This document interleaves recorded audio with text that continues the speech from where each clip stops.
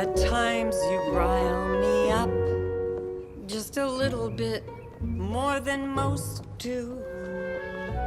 You get on my nerves, and I'm sure that I get on yours. Surely we both do. Aren't we supposed to say what we're feeling? Instead, I'm concealing my heart and just offering guile. So Joseph, Mr. Corman, he's your own creation.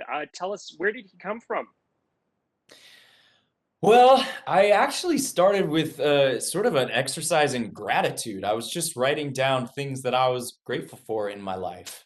And I'm grateful for so many things. And I think a lot of those things come down to just plain luck, to be honest. I mean, I've worked hard, sure, but a lot of people work hard. And I think I've gotten some really lucky breaks. And often think about, well, what would have happened if my luck had been different in this way or that way? And that's where the character of Josh Corman came from. So is it fair to say that this is the most personal thing you've done artistically? I think that is pretty fair to say. This is in many ways kind of a culmination of everything I've learned in my life, and it's a sense of humor that I find funny.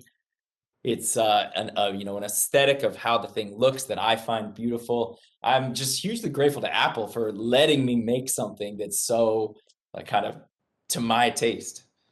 It is wild. It's bold. Tell me a little bit.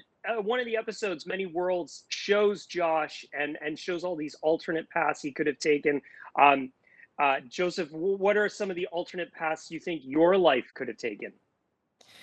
Well, I mean, this is exactly what the show is, and I definitely think I could have become a teacher. I admire teachers so much. I wish that teachers were the ones that were celebrated in our society far more than entertainers. I wish that we were all talking about the cool new curriculum that that teacher came up with, and oh, did you see that? Like, we would live in a healthier world if teachers were all making tons of money and we were all like trying to get jobs as teachers, you know? Can you imagine that? Definitely. You mentioned luck off the top. Luck is a theme that sort of pops up throughout the show. What do you think your luckiest break was in your career?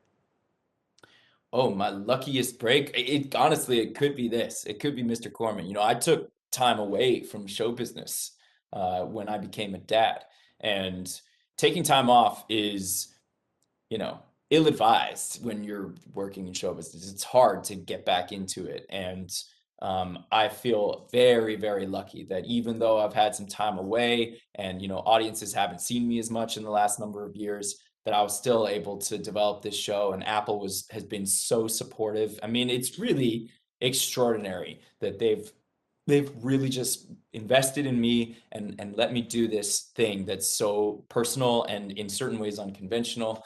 And I feel very lucky to be able to do this show.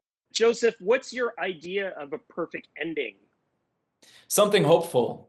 I think the ending of the show, I don't want to spoil anything for you, but it ends on a hopeful note, and it ends with Josh learning something and making some forward progress in his life and in his mind. And I wouldn't be able to spend years on something that's just, dark and gets darker. That is not my nature. And so, of course, there are some tragedies that I love. Hamlet, say, is a great tragedy, uh, but I lean more towards a hopeful ending.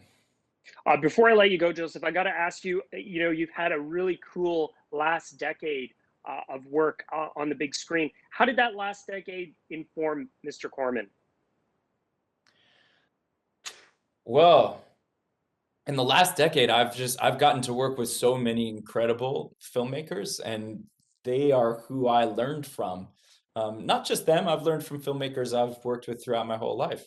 Some good and some bad. I've worked with some doozies when I was younger that I would not want to replicate. Um, but I just feel really grateful for getting to watch and observe and learn and then apply it myself.